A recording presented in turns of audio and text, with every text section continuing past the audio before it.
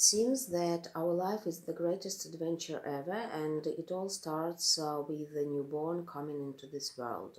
So the narrator wants us to take a look at his family album, and the first photo was taken when he was just born.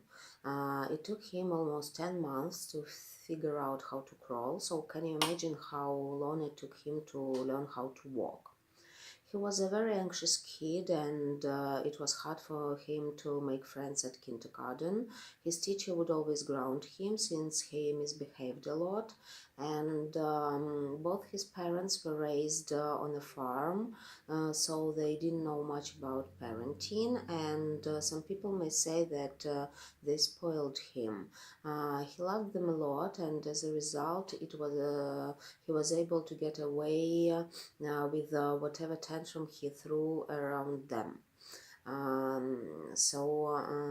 Then he shows us a photo of his brother Mark. This little fella changed his life around. His aunt and uncle died in a tragic car accident, and Mark was only 4 when his parents adopted him. So just like that, he became an older brother. He spent his teenage years taking care of his little brother. He had to take him to daycare and later pick him up. Because his parents had to work a lot to provide for them. He had to work through college and look after his little brother, so it wasn't always easy, but it was always fun for Mark to hang out with his friends.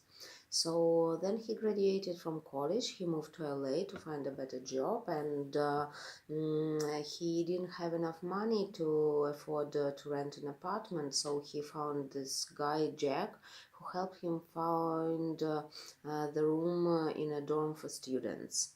That was the time when he met Jess, and it was love at first sight, and after their first date they couldn't be apart.